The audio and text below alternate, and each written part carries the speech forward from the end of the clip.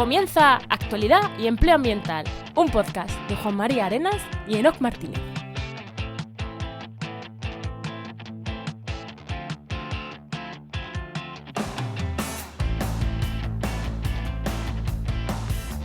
Buenas, soy Juan María Arenas. Y aquí Enoc Martínez. Y este podcast cuenta con el patrocinio de Oikos MSP, agencia de comunicación y marketing especializado en ciencia, tecnología y medio ambiente, que puedes encontrar en www.oikosmsp.com. Hoy, en el programa 198 del martes 21 de noviembre de 2023, hablamos sobre transición del carbón en Asturias. Enoc, no lo has cambiado, o sea, lo has cambiado del que hicimos hace 10 programas, ¿no? Sí, lo he cambiado. Vale. Digo, a ver si vamos a empezar otra vez a presentar a Laura y no es plan. No, Pero bueno, antes de darle paso al invitado, ¿no? ¿Qué tal tu semana? Pues muy bien, he estado muy entretenido en mi curro de por las mañanas haciendo planeamiento municipal, que es una cosa que yo recomiendo mucho para cuando estás aburrido. Es lo que tiene la administración, que hay que hacer estas cosas divertidas. Efectivamente, evaluación de impacto ambiental de planeamiento municipal es una cosa divertidísima. Bueno, ¿y tú qué tal, Juan? ¿Cómo estás? Mira, pues yo voy a contar dos cosas que me está haciendo esta semana. Que una es que, bueno, en la agencia en Oikos MSP llevamos un montón de web de clientes y propias, pero bueno, me importa más la de clientes. Y hacer una nueva versión de WordPress que ha dado algunos fallos en algunas personas, en algunos servidores. Y bueno, nosotros por suerte no nos ha dado problemas nada más que en una y que estaba desarrollando y porque el servidor no lo controlamos nosotros. Pero cuando fue en la primera que me di cuenta porque estaba trabajando en ella y me eché a temblar. Dije, como se me digan todas las webs que llevamos de clientes, me puedo morir. Pero empecé a entrar a las más gordas y vi que estaban ahí en su sitio y dije, vale, no ha pasado nada. Menos mal. Y luego también pensando todo lo del Black Friday, que esto sale antes del Black Friday, ¿no? Pues es que no sé cuál. Creo que sí. Creo que el 22. Creo que sí. Pues nada, en la academia en la academia de cursos de Ecoformación vamos a hacer un descuentito, así que quien sea que entre el viernes. O sea, nosotros, como debe hacerse, solo el viernes el descuento. Sí, ni el jueves ni el sábado, ¿no? El viernes. Así que quien quiera que entre y lo verá ahí para hacer el descuento y ya está. Con eso hemos estado estos días. Bueno, con muchas más cosas, pero bueno, planificando eso, con las actualizaciones y eso. Y el Black Friday. Y creo que para la agencia igual también hacemos algo. Fíjate, es raro hacer servicios Black Friday, pero igual hacemos algo. No sé si lo haremos. Muy bien. Venga, ¿le damos paso al invitado de Enoc? Venga, vamos allá.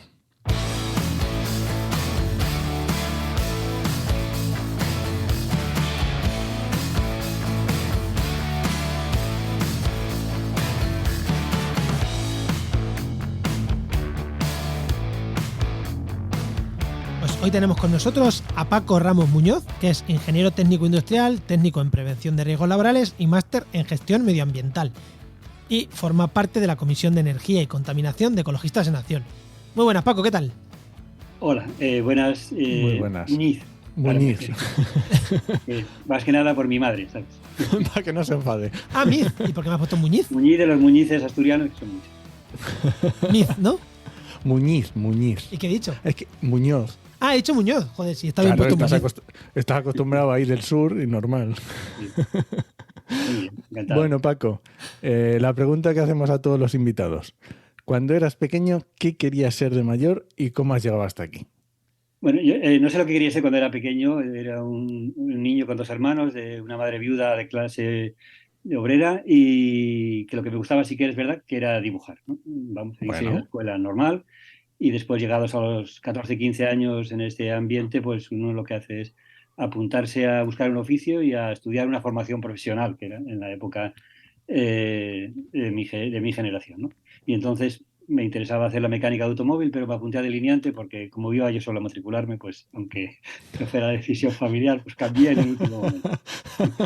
Yo creo que a partir de ahí una serie de casualidades y también de suerte, desde evolucionar en el punto de vista, digamos, del estudio de la formación muy bien y acabar la FP con la idea de lo que a mí me gustaba. Dar clases de dibujo, de geometría descriptiva y teoría de dibujo y estas cosas de los planos, las rectas, estas cuestiones de geometría descriptiva, y para eso pues, necesitaba un título de grado medio y que tuviera dibujo, pues esa era la ingeniería técnica industrial mecánica.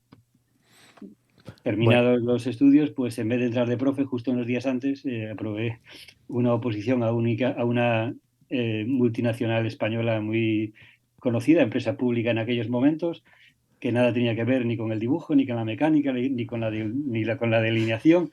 Entonces me dediqué toda la vida de forma profesional pues primero a la electromecánica y luego eso de que habláis de los nativos digitales. Bueno, pues yo fui, antes de que existiera la digitalización, creando ese mundo desde el punto de vista de un obrero, eso sí, desde un trabajador, pero desde las telecomunicaciones y en un momento determinado, volviendo de Cataluña a Asturias, donde me había he estado trabajando unos años fuera, pues me encontré con problemas ambientales relacionados con cuestiones industriales. A mí lo No que me me lo puedo gustaba era la creer. naturaleza, Félix No me Rodríguez lo de la puedo creer. Fuente y la montaña, Problemas, y acabé problemas, peleando contra la incineración de residuos, con el tema de las centrales térmicas y la industrialización sin control. no me lo puedo creer. Industrialización en Asturias, con problemas ambientales. No sé de qué me estás hablando, ¿eh? Pues eso. Pues eso. ¿Quién sabe lo que es una combustión? Digo, no, yo es que a mí lo que me gustaría es saber qué pasa con la población del oso en Asturias, pero nada. Me tocó nada más que las cosas asquerosas. Y eso sí, bueno, como yo he tenido de forma absolutamente extra profesional, nunca, vamos, sin ser contratado por la organización, aunque evidentemente, como todas, también necesitamos gente contratada que nos atienda las cosas diarias hasta, bueno, pues mi jubilación, que ahora en este momento pues soy un jubilado, que sigue haciendo lo mismo porque a veces pidiendo intentar volver a trabajar para descansar.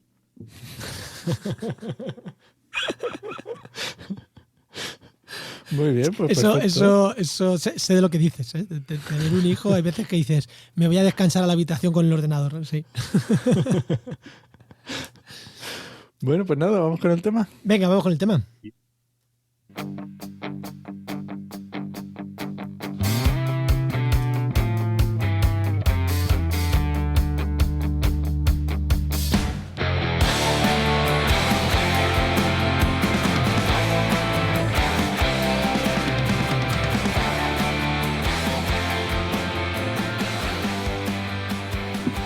Cuando en este podcast tratamos un tema, hay muchas veces que nos dejamos cosas sin tratar, porque el invitado no profundiza bastante, porque nos hemos ido por otro lado, o porque hay veces que hay que buscar otras voces que nos hablen de lo mismo, no siempre para contrastar, no siempre para contraponer voces. Hay podcasts que lo hemos hecho sí abiertamente contraponiendo, pero en este caso no.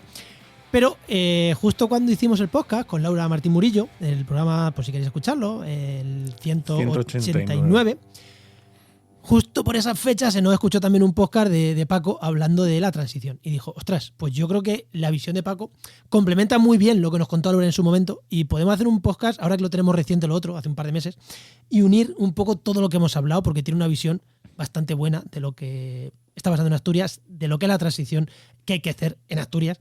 Y nada, aquí está Paco con nosotros hablando de eso, de transición en Asturias. Y la primera pregunta que voy a hacer es, ¿la transición del carbón que vamos a focalizar principalmente en Asturias y la transición energética que vamos a focalizar en Asturias, ¿es extrapolable a otras partes de España o Asturias tiene unas peculiaridades tan peculiares que no es muy extrapolable? Bueno, que en cada sitio tiene unas particularidades concretas, ¿no? Porque no solo por la actividad, sino por lo que esa actividad supone con respecto a la propia localidad, a la propia región o a la propia comunidad autónoma, ¿no? Las proporciones en Asturias de lo que suponía la industria y lo que suponía en el pasado el carbón son totales, ¿no? Pero por otras partes sí que tiene mucho en común. Incluso hay algunos libros recientes que hacen un repaso muy personal y desde el punto de vista de hombres y mujeres que vivían en esas zonas, fueran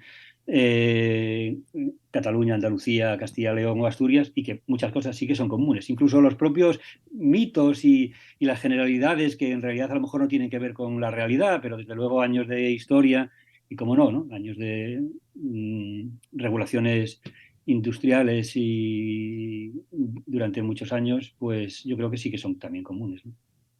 Oye, Paco, y yo creo que en Asturias se lleva hablando de transición mucho tiempo, empezando por el carbón, pero ¿realmente a día de hoy ha habido transición o todavía estamos muy lejos de llegar a un final? Claro, la cuestión es un poco a qué asignamos a cada una de esas palabras, ¿no? En Asturias lo que ha habido durante décadas ha habido reconversión. no transición. O sea, ha habido reconversión en muchos sectores a partir sobre todo de una actividades, la mayor parte de ellas en grandes empresas públicas y que se reconvirtieron a partir de la entrada en la Unión Europea ahora, ¿no? Antes en la Comunidad Económica Europea, y que supusieron, bueno, pues cierres de empresas, despidos en sectores como industriales, o sector como el naval, el sector de la minería, pero incluso muchos otros, además muy feminizados, como podían ser el sector del textil o muchos otros, ¿no? Entonces, yo creo que estamos ahora en las últimas colas de la reconversión y por eso existe tanta preocupación de que no haya transición energética o transición económica, sino que sigamos otra vez con una nueva reconversión. Y yo creo que esa preocupación dentro de tanto de al título individual de las personas como de las propias regiones o comarcas, yo creo que ha marcado bastante el principio de esta transición, ¿no? Vale, ahora yo creo que se está viendo un poco de forma diferente. Ya, vale, como te hemos dicho al principio, que vamos con tiempo, vamos a profundizar un poquito más en esto. ¿Qué diferencia hay entre transición y reconversión? Porque has dicho, no hay transición, hay reconversión. ¿Qué nos diferencia una cosa de la otra? Claro, ahora yo creo que deberemos de aprender del pasado, pero sobre todo pensar en el futuro. Y ahora lo que estamos es decir, sabemos que tenemos una serie de actividades que no deben de seguir así por razones fundamentalmente, ¿no? Razones ambientales, razones de crisis climática, y que tenemos que ir a otros sectores que de alguna forma la sustituyan sin dejar a nadie atrás y pensando en las personas. Eso ya no lo digo, lo dice, vamos, está recogido en los documentos de la Organización Internacional del Trabajo, es decir, no es una novedad, ¿no? En aquel momento, la diferencia fundamental es que no tenía nada que ver con la transición ambiental y ecológica que estamos hablando ahora. Es decir, el cierre de la minería no fue por causas ambientales, el cierre de la siderurgia no fue por causas ambientales, sino no es de mera competitividad en ese marco, en el marco europeo, ¿no? Entonces hay que diferenciar, o sea, no podemos acusar en la situación actual de cierre de la minería a una transición ecológica express. No, eso ya son pactos anteriores en los que las razones ambientales no participaban, es decir, participaban las empresas, los sindicatos y el gobierno y el Ministerio de Industria. Nada de ambiental había en esa transición. No se cerraron la minería porque contaminara. De hecho, se fue cerrando la minería mientras cada vez se consumía más carbón. Es que no tenían ninguna relación. El uso del carbón con la extracción de carbón. Creo que en esta línea también nos decía algo Laura, ¿no? De que la transición había sido por otras cosas. Claro, y justo me interesa esta parte que acabas de decir de que aunque se estaba cerrando la minería, se estaba utilizando más carbón. ¿Qué implicaciones tenía esto para la industria, en este caso en el marco asturiano? Bueno, pues evidentemente a la industria le daba igual, lo único que buscaba son los carbones mejores y más baratos según su propia actividad. Algunos de ellos siempre fueron, o casi siempre, y siguen siendo lo importados, sobre todo carbones de uso siderúrgico para la industria, ¿no? Fundamentalmente lo que se importaba era carbones térmicos a lo largo de las épocas de sitios distintos, bien carbones sudafricanos o ahora pues carbones australianos de Indonesia o lo que sea, mientras que, por ejemplo, de Estados Unidos suele venir más carbón de tipo siderúrgico, ¿no? Entonces, por una parte tenemos que la industria, mientras siguiera teniendo su régimen de carbón, fuera importado o no, le daba igual. Y otra cuestión es ya ahora, posterior, el tema del cierre de las centrales térmicas, que ya evidentemente eso supone no usar carbón, ni nacional ni importado en ese sector, ¿no? Claro, ese es el problema. Que ahora estamos en esas.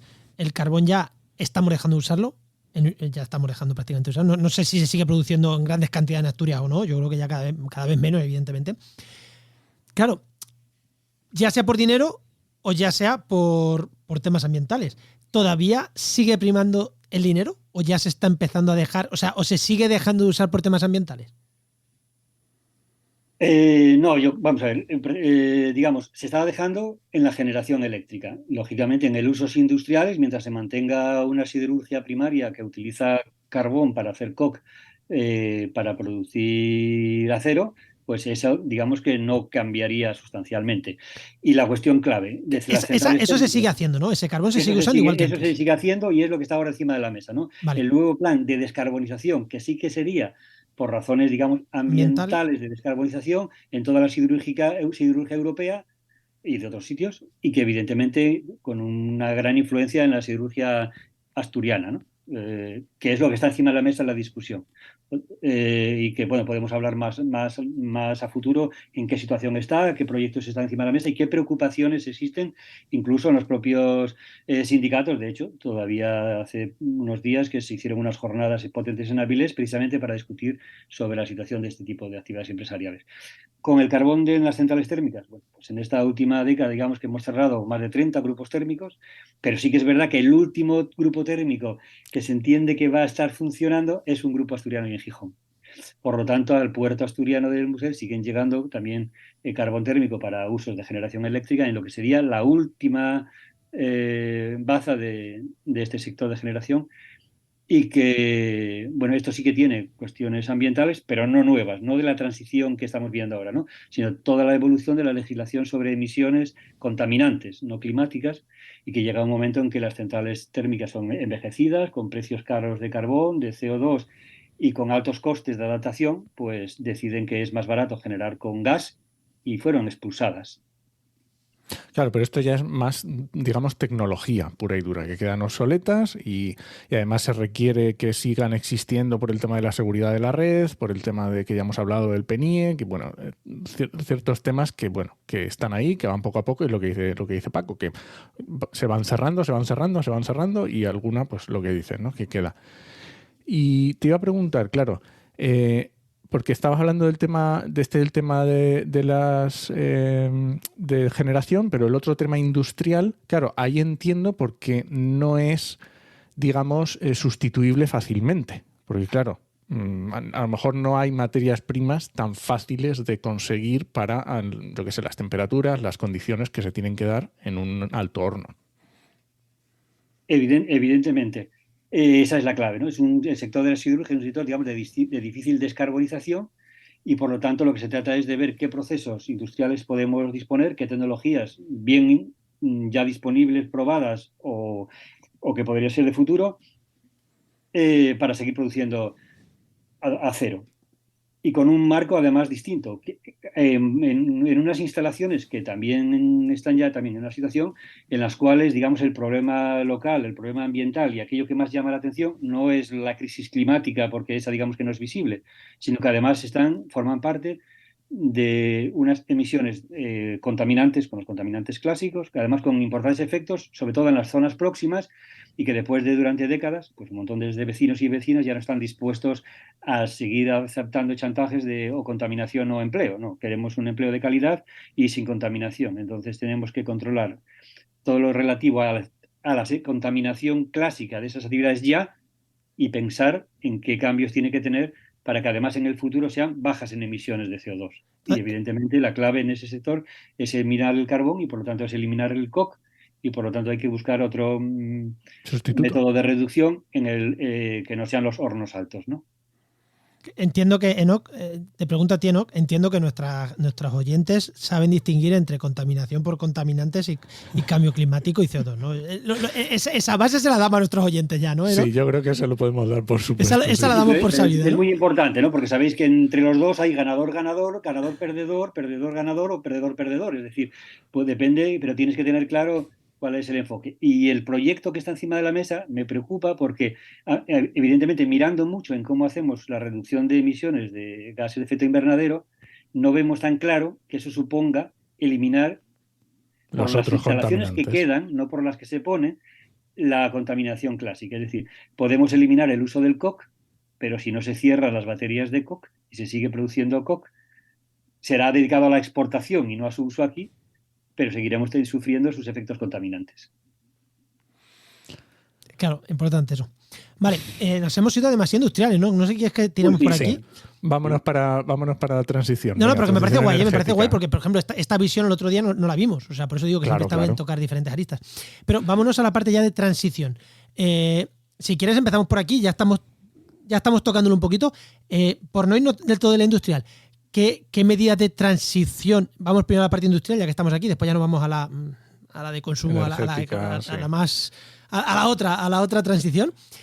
La parte industrial, ¿qué tecnologías se puede usar en esta parte industrial para sustituir el carbón? ¿Por qué se sustituye? Porque esto no es tan fácil como poner unos aerogeneradores o unas placas.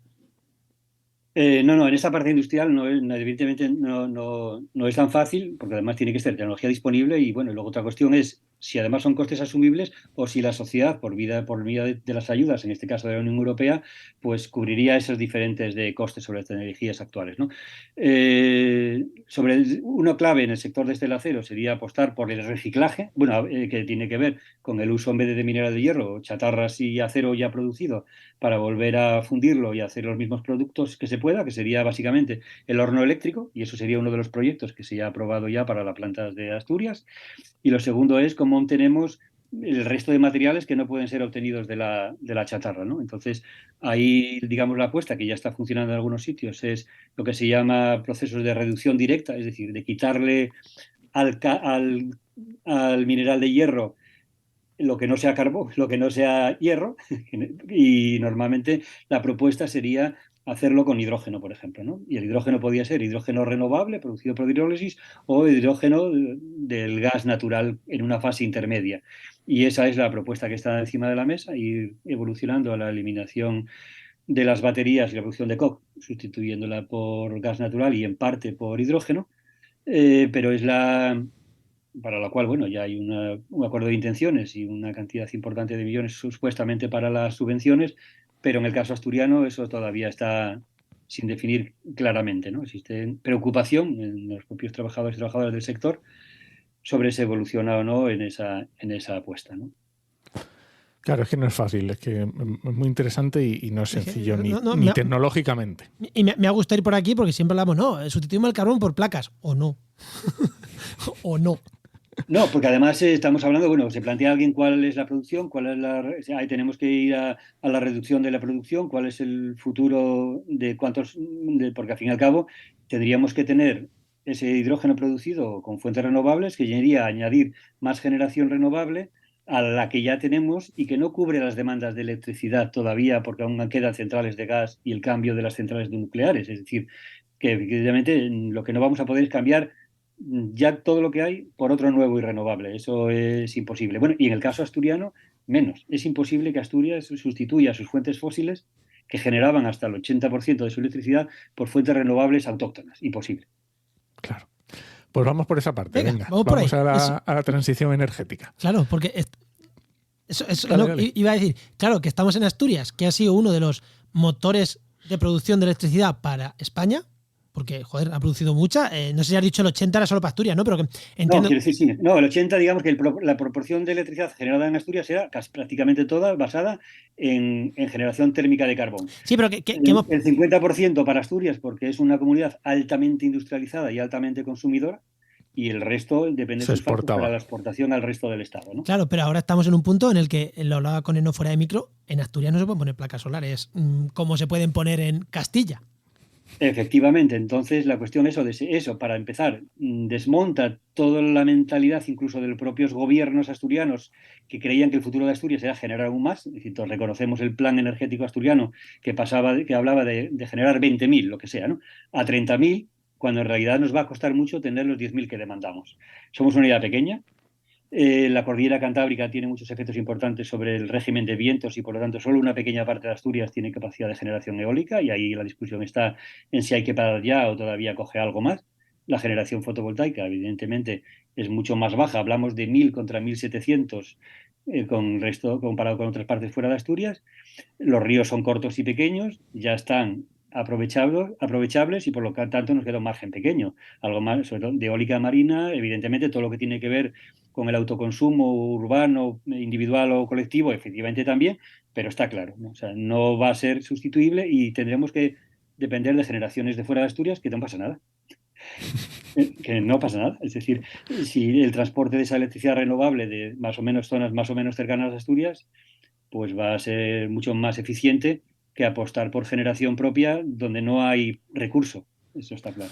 Claro, porque ya cuando hablábamos de eólica marina, hace bien poquitos programas, claro, tenemos el problema de que aquí en el Cantábrico de repente tienes unos fondos a miles de 4.000 kilómetros. metros. 4.000 metros. Entonces, claro, hasta que no se desarrolle mejor la eólica marina flotante, está complicado. Nos decías, eólica en Asturias que no es posible. A lo mejor la gente que viene fuera de Asturias piensa, "Buah, si tienen ahí toda la cordillera cantábrica de este a oeste, pues que pongan molinos toda la cordillera". Pero no es tan sencillo.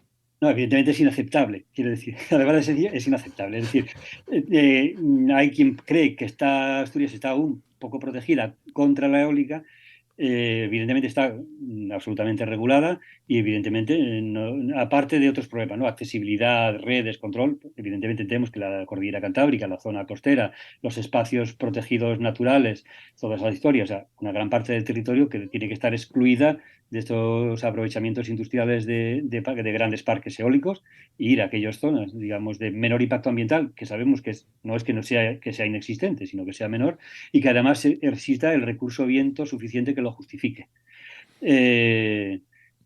Claro, ¿no? O sea, no podemos decir, no, pues un aerogenerador en nuestra casa, o también, si es posible, pero cuando hablamos aparte de lo pequeño, también necesitamos grandes producciones para una comunidad que tiene un 70% de demanda es industrial, es decir, la parte del ahorro y eficiencia doméstica es importante, pero es Pero que no va a la suponer... demanda industrial ya es el 70% y por lo tanto está claro que eso se va a cubrir. Pues primero puede haber, evidentemente, tenemos que ver cuáles son las regímenes de producción que realmente queremos y necesitamos, pero no se puede cambiar megavatio por megavatio. Eso tiene que estar claro. Cuando decimos que no se cierre en Asturias ninguna central térmica hasta que tengamos energía renovable sustituta. No, Que no eso lo es vas a tener. imposible y además no ese es el camino.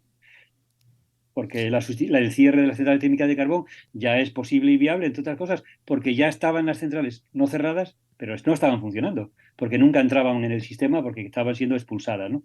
Entonces, una central que lleva 2 años sin funcionar, la discusión no es si se cierra o no, es que ya no está funcionando. ¿Es cuándo? Oye, entonces, ¿realmente en el occidente no se puede instalar más eólica? Sí, yo creo que sí que se puede, pero hablábamos de durante casi una década apenas se instaló nada, la misma paralización que hubo en el resto del país, podíamos hablar de 700 megavatios, y entonces, ¿qué podíamos pensar? Que llegáramos incluso doblándola a 1400.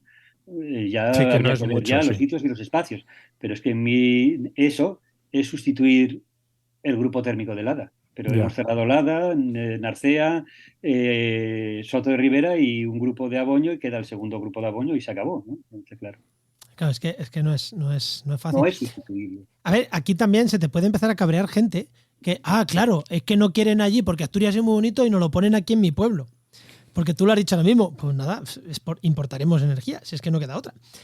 A ver, que a mí, oye, después de que Asturias ha estado produciendo con carbón a toda España, porque ahora recibáis vosotros más de lo que producís, a mí tampoco me parece mal, más va a recibir Madrid. O sea, que tampoco me parece mal, pero puede haber gente que diga, claro, que produzcan lo suyo. Porque lo digo porque puede No, haber gente claro, escuchando. la cuestión es que es eso, si el 70% es demanda industrial, si esa industria se mantiene, pues la demanda se mantiene. Podremos hacer campañas de ahorro y eficiencia en los hogares, cambiar a bombas de calor, a autoconsumo y lo que queramos. Minucias. Pero evidentemente ese 87 o incluso el que fuera de generación térmica con carbón, que no va a existir, pues además con líneas de alta tensión ya instaladas y excedentarias, puesto que ya no exportan, pues ya hablamos de cantidades. Además, es decir, que si antes se producía 100 y se exportaban 100, ahora hablamos que para la demanda de 100 se importen 10 o 15, ¿no? Incluso hay quien dice que no va a hacer falta, que estaríamos un poco por encima. Yo no lo creo. Porque la alternativa sería incrementar mucho más el uso de las 2 centrales de gas que ya existen. Gas natural licuado de importación, de fracking, con importantes daños ambientales en Estados Unidos, de donde lo importamos o de otra parte. Y además con grandes emisiones de gases de efecto invernadero, aunque sean menores que el carbón, ¿no? Pues, si no, pues está claro, renovables donde esté el recurso. Oye, y también has nombrado las centrales hidráulicas, que sí que es cierto que en Asturias hay bastantes y eso, al ser sitios montañosos, pues oye, se precian, pero ¿hay sitio? No, por eso digo que ya es difícil el incremento de más centrales hidráulicas en unos ríos que ya están muy aprovechados y que son cortos y donde no hay tampoco espacio para muchas más instalaciones, ¿no? Ahí la cuestión en algunas de ellas se está intentando poner mini hidráulicas adosadas a la misma central, que no necesitas más infraestructura, pero hablamos de cantidades pequeñas. o en el caso de Asturias ya existen centrales de bombeo, ver las posibilidades de algún bombeo hidráulico, pero es complicado porque la orografía es la que es y los espacios para instalar los embalses superiores, pues es problemático, ¿no? Sí que están encima de la mesa, incluso algunos también pequeños, aprovechando el agua de las viejas explotaciones industriales donde hay vertidos de aguas contaminadas y que tienen que ser tratadas en depuradoras, pues algunos proyectos también los hay en el norte de León sobre aprovechar ese agua del reciclaje de agua contaminada de mina para al mismo tiempo que se sanea, pues se puede bombear haciendo pequeños centrales de almacenamiento y bombeo como complemento a las renovables, ¿no? Pero ya todo eso hablamos de cantidades también pequeñas comparado con las Sí, que producciones son y las casi demandas de actuales, ¿no? autoconsumo, son Claro, cantidades sí, sí. Lo poco que, mayores que lo que producen unas placas casi de autoconsumo. Lo que a Claro. lo mejor es muy interesante que decías, aunque sean pequeñas, el tema es de almacenamiento. A lo mejor ahí sí que pueden ser bastante, digamos, resolutivas para complementar otra producción o puede estar bien aunque sean centrales pequeñas, ¿no? Claro, pero es que no, para el almacenamiento. Bueno, ahora yo creo que para el almacenamiento tienes que producir mucho para poder almacenar. Si no produces tanto, ¿qué vas a almacenar? No, es decir, a ver, hablamos de almacenamientos que tiene que ver con bueno, el tema del almacenamiento es clave, con cada vez lo estamos viendo, ¿no? Cada vez con un país, pero hablamos como país, ya no como sitios concretos, ciudades concretas o regiones concretas. En un país basado en las renovables está claro que el almacenamiento tiene que ser clave y fundamental, sobre todo cuando vayamos cerrando aún el gas o las nucleares, ¿no? Y ese almacenamiento, pues tenemos que verlo que hay que jugar con todos los campos, porque puede ser almacenamiento a corto plazo, simplemente para un par de horas después de que oscurece, cuando hay demanda y ya no hay solar, por ejemplo, al almacenamientos para toda la noche o almacenamientos a largo plazo. Y a largo plazo, evidentemente, las centrales de bombeo hidráulica, que son bastante eficientes, más de un 80% de eficiencia, sí que tienen capacidad de almacenamiento y muy fácil regulación, ¿no? Luego hay que ver los almacenamientos en baterías o almacenamiento en generación de hidrógeno, pero yo la parte del hidrógeno me interesa más su uso como materia prima que su papel como cuestión energética. Sí, además hay que pensar también en las pérdidas de eficiencia, en el transformar de una energía a otra. También, bueno, hay que tenerlo todo Hombre, en yo cuenta. en Claro. Asturias, pensando en Asturias y la orografía de Asturias, cuando pienso en almacenamiento allí, pienso especialmente en temas de bombeo. En Porque hidráulica. es que tenéis saltos de agua muy grandes y muy juntos y No, pero los dos que hay grandes juntos ya tienen bombeo. Es decir, la central de Taner Río Seco ya es una central de bombeo mixto. Ujú. bueno, Vale, y claro, aquí estamos hablando, estamos metiendo muchas diferentes y cómo, porque hemos hablado de eólica, hemos hablado de fotovoltaica, que al final nos queda en autoconsumo, hemos hablado de centrales hidráulicas, hemos hablado de industrialización. ¿Cómo lo está viendo el asturiano de la calle? ¿Cómo percibe toda esta transición que ya ha vivido su reconversión y cómo está viendo esta nueva transición? Bueno, yo creo que, claro, yo no sé cómo piensa toda la calle. Obviamente. Obviamente. Lo que sí ha habido es, primero, yo creo que ha habido una fase de evolución bastante interesante. Sí. Primero lo veía como básicamente como una amenaza, ¿no? Porque evidentemente lo que se pensaba era otra reconversión más después de la que vino la minería de carbón y todas las demás. Y costaba explicarles que en realidad parte de esa transición ya se había dado antes de que se cerraran las centrales térmicas de carbón. Es decir, una gran parte de la actividad industrial asturiana está relacionada con las renovables. Y evidentemente todavía lo vimos claramente el otro día en las jornadas, el ejemplo es Avilés. Es verdad que no va a haber empleos sustitutivos de la minería en cada sitio y en cada central donde ya estaba, porque porque no se dan no se dan las condiciones que se daban para esas actividades, ¿no? Cuando a lo mejor hablamos ahora de toda la margen derecha de la ría de Avilés, está dedicada eh, con un montón de generación de empleo a las actividades de fabricación y de producción y de exportación de materiales para renovables, tanto para la energía solar como para la energía eólica, es decir, tanto el funcionamiento del puerto, la actividad de ArcelorMittal, la de otras empresas de fabricación de perfiles o otro tipo de elementos, de hecho está la margen derecha del puerto en un plan de ampliación, incluso la ocupación de lo que era la antigua fábrica de aluminio, ¿sabéis? Que cerró todo su espacio, se va a dedicar a incrementar las superficie para fabricación y producción y exportación de energía eólica marina Fíjate. al Mar del Norte, ¿no? Que es donde se está instalando. Claro, ahí hay un problema que hemos visto en muchos sectores de las renovables. Si tú apuestas por la producción, pero no por la instalación, a los países a los que exportes, la segunda generación te pide que lo fabriques allí. Y ya lo tenemos. Es decir, si vienes a monar eólica marina al norte, al Mar del Norte, a la costa polaca, queremos las fábricas en Polonia.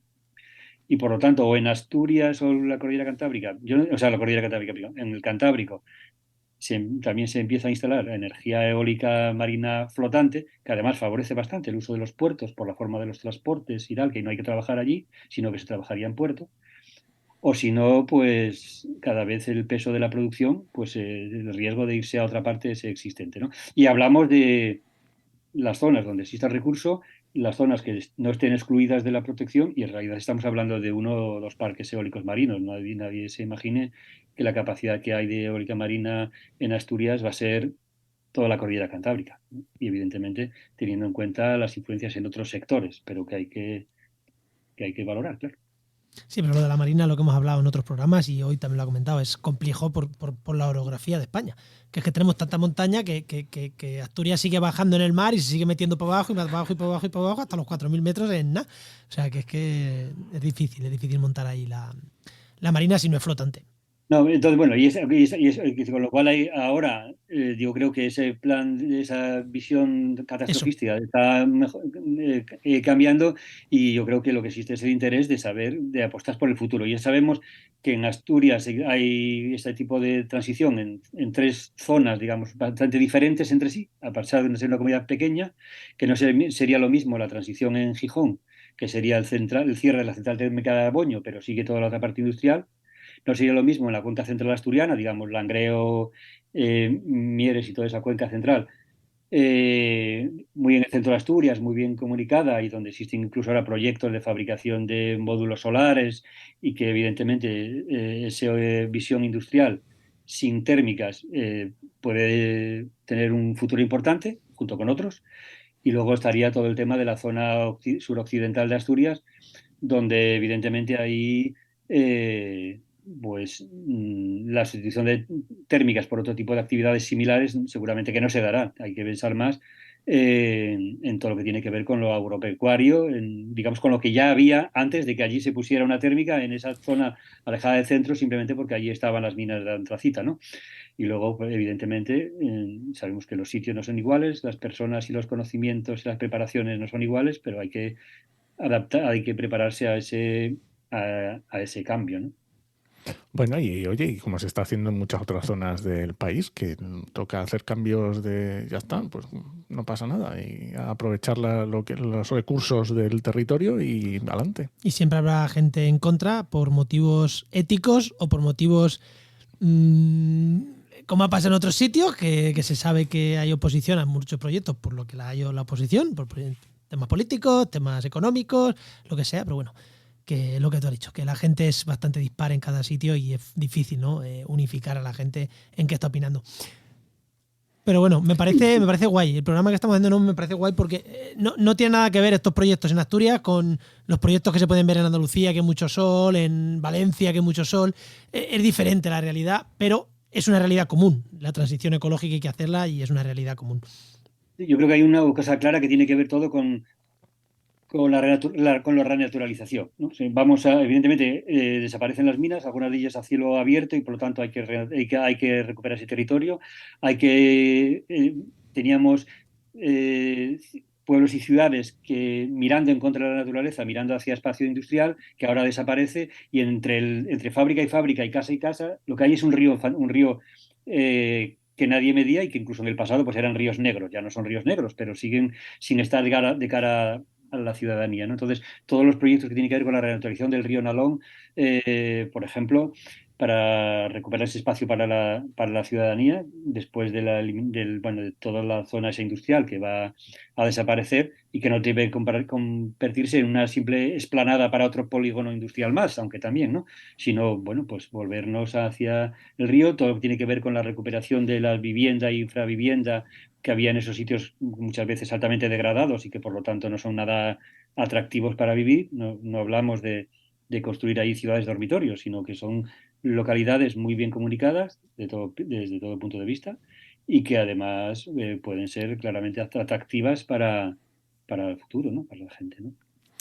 Bueno, para ir terminando, Paco, me gustaría sacarte un tema porque ya lo has mencionado, creo que al principio lo mencionamos, el tema también de gas natural, del Musel de Gijón, la regasificadora, que parece que está dando también un poco de guerra últimamente, para que me cuentes también un poco cómo está viendo eso y qué conexiones tiene con todo esto que hemos estado hablando.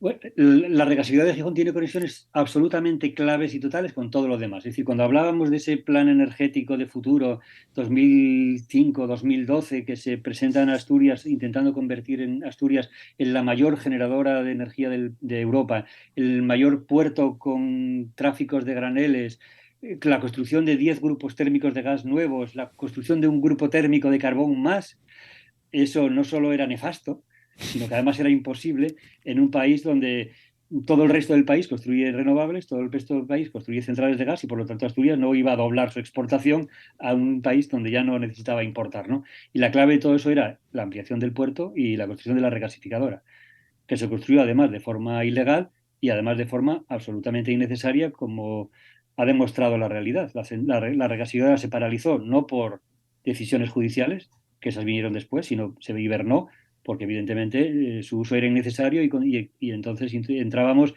en sobrecostes al sistema, ¿no?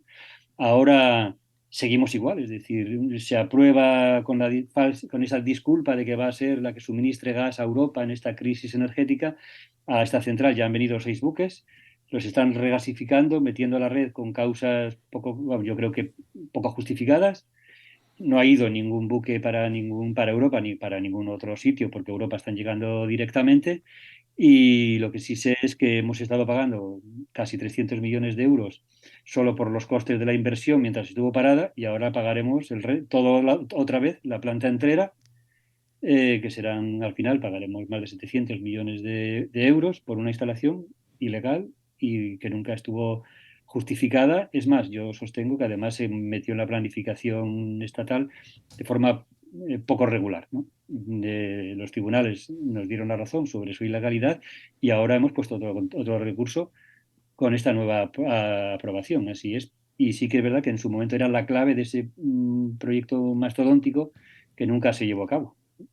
¿Y ahora no entra en ninguno de los planes que tenemos de la energía en Asturias o cómo? Yo creo que no juega, o sea, digamos, si se autoriza es porque está construida, pero no juega ningún papel ni por la capacidad de almacenamiento, ni por la capacidad de regasificación, ni por su necesidad. De hecho, solo tiene, digamos, oficialmente su uso básico, es la reexportación en buque a otras partes de Europa del gas que viene se importa de afuera, cosa que nunca ha hecho. Y por lo tanto creemos que como tal regasificadora, ningún papel.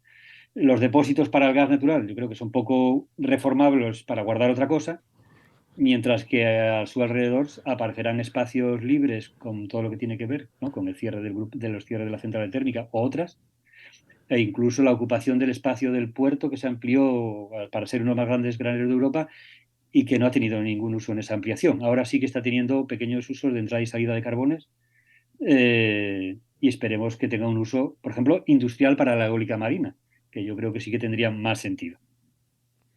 Bueno, pues hombre, los depósitos de gas para eólica marina lo veo complicado, pero bueno, ya buscaremos algo. Nosotros, la petición nuestra como Ecologistas en Acción y otros participantes ya en su origen y con la demanda era su demolición. Una obra ilegal, su destino es la demolición y no la reconstrucción como si fuera legalización. Pero bueno, esa es nuestra clara opinión. Sí, hay veces que hay que pedir mucho para que te den la mitad y decir, bueno, venga, llegamos aquí a un acuerdo. No, yo creo que aquí no hay acuerdo. Todo el mundo sabe que era innecesaria y ya está.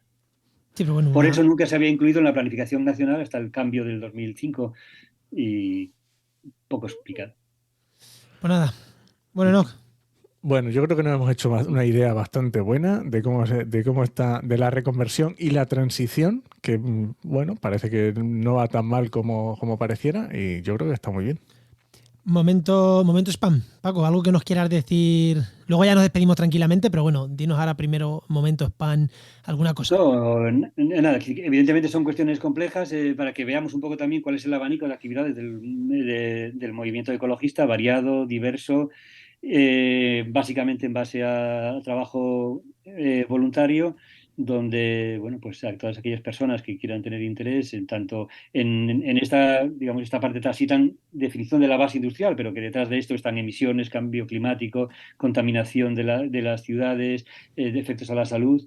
Y que dan lugar a muchas posibilidades de intervención, tanto desde el punto de vista social como desde el punto de vista incluso de relación con las administraciones o con las propias empresas, y que, bueno, pues en las redes sociales, tanto personales como del resto de la organización, pues que estamos también a su disposición, incluso para el debate y para bueno, aunque no estemos de acuerdo en muchas de las cosas que Pues podemos está. estar. Enoch sé que va a dejar ahí el enlace a Ecologistas en Acción. Estoy viendo que a la Federación de Asturias en concreto, pero bueno, al final la web es la misma, ecologistasenaccion.org. Y las redes sociales de Paco también, yo sé que Enoch las va a poner. No lo estoy viendo, Sí. pero seguro que en algún sitio las ha puesto ya por ahí, en las notas. Sobre todo el Twitter, Twitter, Paco, ya lo he visto. Paco Ramos M, que es muy activo Paco, así que genial. Muy bien, gracias. Pues nada, Paco, Vale, pues, no te un vayas, segundito. vamos a despedir el programa contigo y vamos, ¿no, Enoch? Vamos allá.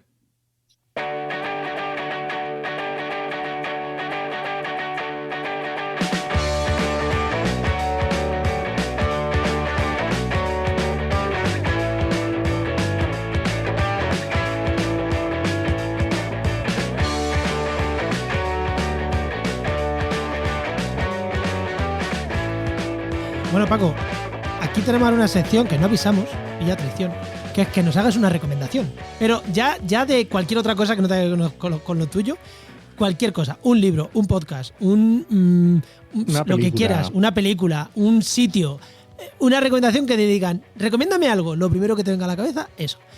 Piénsatelo, que vamos a recomendar Enoch y yo, y después te damos Te toca. 2 minutitos para pensártelo. Enoch. Venga, yo empiezo, como siempre, voy a recomendar un podcast que creo que ya había recomendado, pero como llevamos tantos programas, yo lo recomiendo otra vez, que se llama Presentástico, Me de suena. Carles Caño. Sí, es muy interesante, sobre todo para temas de presentaciones, hablar en público, comunicar. Bueno, a mí me gusta, está chulo. Venga, y yo, como el otro día te dije, yo ya cogí la linde de los temas de marketing y tal, y me dedico al marketing, pues os voy a recomendar uno que se llama Marketing for E-Commerce, que es, pues eso, marketing para e-commerce, pero está muy bien, ¿eh? Porque tratan, si tienes una tienda online, que oye, hay gente que puede tener una tienda de productos ecológicos, tal, que nos escuche, pues está muy bien, ¿eh? Tratan el sector macro, pero muchas veces hablan de herramientas, hablan de cosas que puedes llevártelo a lo micro perfectísimamente, y está muy bien Marketing for E-Commerce. Podcast, tanto en la versión española como en la sudamericana. Yo la mexicana no la escucho, pero sé que tienen las dos.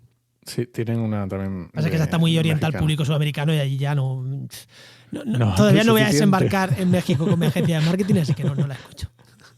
Efectivamente, no, pero está muy bien porque tocan temas muy diferentes y es Sí, muy interesante. Marketing for e-commerce, for con 4. Eso es, con un 4. Y Paco, venga, Paco. recomendación. No, yo creo que en contraprestación de cuando hablamos, lógicamente, de los problemas ambientales o problemas sobre calidad del aire, industrialización, contaminación en zonas industriales de Asturias, me gustaría decir que eso no quita el gran atractivo que puede tener venir a Asturias, venir a disfrutar de su costa, venir a disfrutar de sus infinitas rutas de montaña para todo tipo. Eso sí, aconsejo a la gente que no se aventure a aquellos sitios donde puedan tener dificultades, que cada vez por desgracia, tenemos más problemas de accidentes en la montaña y que eso hay que evitarlo. Y con ese disfrute próximo y relajado, sin grandes masificaciones, creemos que, bueno, pues que aquí os estaremos esperando. Asturias, Oye, que paraíso sí. natural. El logo no nos gusta porque parte de la misma administración a la que nos enfrentamos para hacer que no sea tan natural, ¿no? Minería de oro, minas de cielo abierto, el pantano de Caleao, etcétera, ¿no? Pero sí. Lo que sí no nos gustaría es que se creyese que puede ser un paraíso climático, como si el cambio climático tuviera cosas buenas. Eso sí que creemos que es inaceptable. Muy buena. Ay, muy Pues bien. oye, pues una recomendación, genial. pero siempre con críticas. Sí, es que los ecologistas sois así, ¿eh? No Bueno. podéis dar puntas sin hilo. Siempre Si nos igual. dicen que nos van a mandar a las cavernas y les decimos que es que no hay cavernas para todos. Muy bien, Paco. Oye, pues muchas gracias, ha sido muy interesante que nos hayas contado, Venga. de este tema. Muchísimas gracias, Paco. Ahora ya nos despedimos fuera de micro, pero aquí nos despedimos ya de ti. Muchísimas gracias por este ratito que nos has regalado. Nada, Hasta gracias otra. a vosotros. Espero que no haberme dispersado demasiado. No, ha estado muy bien. Enoch, vámonos, ¿no? Este podcast pertenece a la red de podcast Podcastidae, la red de podcast de ciencia, medio ambiente y naturaleza. Y muchísimas gracias por compartir este programa, por citarnos en redes sociales, a Paco también incluido, que está en Twitter muy activo, que es donde más estamos nosotros. Y nada, te esperamos en el siguiente programa de actualidad y empleo ambiental. Nos escuchamos. Adiós.